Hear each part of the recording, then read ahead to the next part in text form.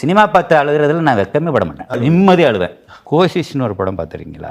ஜெயா பச்சனும் கிஷோர் குமார் 2 பேர் நடிச்சாங்க. 2 பேருமே ஃபண்டம். ரொம்ப சாதாரணமான மேக்கிங் தான்.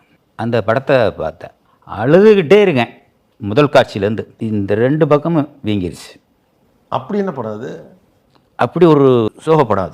வீட்டுக்கு போனால் ஏன் இப்படி கண்ணு வீங்கிருக்கு, என்ன கண்ணு வீங்கிருக்கு அப்படின்னு சொல்லி கேட்டால், ஒரு படம் பார்த்தேன் அழுதுகிட்டே இருந்தேன். சினிமா பார்த்து யாராவது அழுது கண்ணெல்லாம் வீங்கி போய் இப்படி வருவாங்களாடா அப்படின்னு சொல்லி அவங்களுக்கு அது ஆச்சரியமாக இருக்குது. ஆனால் எனக்கு ஆச்சரியமே இல்லை, எனக்கு அழுகிறதுல சுகம். அதான் அழுகிறது என்ன சோகம்?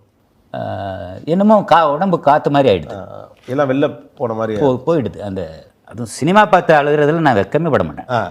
அதாவது அந்த தெரியாமல் அப்படி கலங்கின கண்ணீர் அப்படியே பக்கத்தில் இருக்க சீட்டில் இருக்கவங்களுக்கு தெரியாமல் அப்படியே உள்ளுக்குள்ளே கோர்த்து விடுறதுக்கு கண்ணுக்குள்ளேயே, அதெல்லாம் இல்லை. நல்லா கையை வச்சு கர்ச்சீப்பை வச்சு தொடச்சி நல்லா நிம்மதியாக அழுவேன், எந்த ஒரு இதுவும் இல்லாமல். ஓகே, அதான் சொல்ல சிரிப்பு பற்றி தான் ஸ்லாகிப்பாங்க, அழுகை பற்றி ஸ்லாகிக்கிறீங்க. அதான் அந்த அதர் சைட்ஸ். நான் உங்களை இன்னொரு அதர் சைடு நான் பார்க்குறதுன்னா, இவ்வளோ சீரியஸாக பேசுகிற ஒரு ஆள், வெளிப்பார்வையிலையுமே ரொம்ப சீரியஸாக தான் தெரியக்கூடிய ஒருவர், எப்படி இவ்வளோ காமெடி சென்ஸோடு இருக்கார்? வெளியே பேசுகிறது அது இல்லைண்ணா, அது இல்லை. 15 நிமிஷம் என்னை தனியாக என் கூட யாராவது உட்காந்தாங்கன்னா 3 நாளைக்கு சிரிச்சுட்டே இருப்பாங்க, நினச்சி அப்படி ஒரு காமெடி என்ன. அதில் அது தெரியுது படத்தில், அது படத்தில் தெரியுது. ஆனால் அதான் நீங்கள் சொன்ன மாதிரி இப்போ நான் ஒரு க்ரைமில் இவ்வளோ ஃபன்னியான க்ரைம்ஸ் எப்படி பண்ண முடியும்? அதில் இப்போ தொடங்கி இப்போ அவன்இவனில் வந்து ஜனனி கதாபாத்திரம் வந்து, அதாவது அவன் திருடன் ஹீரோ, பட் வந்து அவன் குழந்தை கழுத்துலேருந்து செயின் எடுக்க மாட்டான், டக்குன்னு இந்த பொண்ணு தூக்கி அவன் கழுத்தில் போட்டோம். அப்போ ஒரு ரவுடிக்கும் ஒரு போலீஸுக்குமான காதலை வந்து சினிமாட்டிக்காக பண்ண படங்கள் நிறைய இருக்குது. ஆனால் அது அவ்வளோ யதார்த்தமாக பண்ணுறது, அதோடைய காமெடியோடு பண்ணுறது. அப்புறம் ஊருக்குள்ளே வந்து லிமிட்டேஷன்ஸ் இல்லாமல் பேசக்கூடிய ஒரு 40+, 50+ பெண்களுடைய வார்த்தைகள். இந்த காமெடியில் எங்கேருந்து தான் பிடிக்கிறீங்க நீங்கள்? இது தேடி இப்பெல்லாம் பிடிக்க முடியாது. அது இந்த இடத்துல ஒரு ஃபன் வேணும்னா அடிச்சு பண்ணிட வேண்டியதான். அது ஓகே, சிம்ரனை கடத்திட்டு வந்துட்டானுங்க, அப்போ அந்த ஊருக்கார பொம்பளைங்க என்ன பேசுவாங்க? அப்படிதான் அவங்க பேசுவாங்க. யாராலுமே ஆடுற தாய் பிள்ளைம்னால ஆட மாட்டியா அப்படின்னு.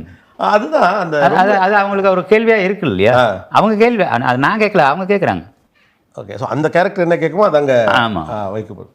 அதே மாதிரி ஒரு கேரக்டர் ஸ்கெட்சில் கதாபாத்திரங்களில் பாலாவின் ஆண் கதாபாத்திரங்கள் ரொம்ப சிலாகிக்கப்படுது. எனக்கு என்னமோ பாலாவின் பெண் கதாபாத்திரங்கள் ரொம்ப இன்டென்ஸோ அப்படின்னு தோணும். இப்போ ஒரு இன்னசென்ட் கேர்ள் அப்படின்னா, ஒரு சிட்டி இன்னசென்ட் கேர்ள் எப்படி இருப்பான்னு பார்த்துருக்கோம். ஒரு டவுனில் இருக்கிற ஒரு இன்னசென்ட், அதே நேரம் ஒரு கட்டத்தில் ஆளுமையாகவும் மாறக்கூடிய அளவுக்கான தகுதி இருக்கிற ஒரு பெண் லைலா கேரக்டர்.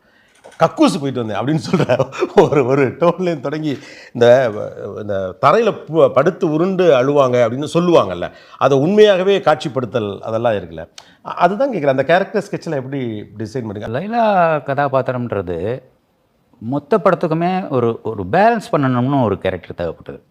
மொத்த படத்தையுமே பேலன்ஸ் பண்ணி, ஏன்னா டூ மச் வயலன்ஸ் ஒரு பக்கம் இருக்குது, டூ மச்சாக எல்லாமே கொஞ்சம் அதிகமாக இருக்குது. அப்போ அது மொத்த படத்தையுமே வந்து கொஞ்சம் கடத்தி, கொஞ்சம் ஃபன்னாக கடத்தி கொண்டு போகணும்னா ஒரு கதாபாத்திரம் தேவை. அது பெண்ணாக இருந்தால் இன்னும் நல்லாயிருக்குமே அப்படின்னு சொல்லி தான் அதை உருவாக்குனது.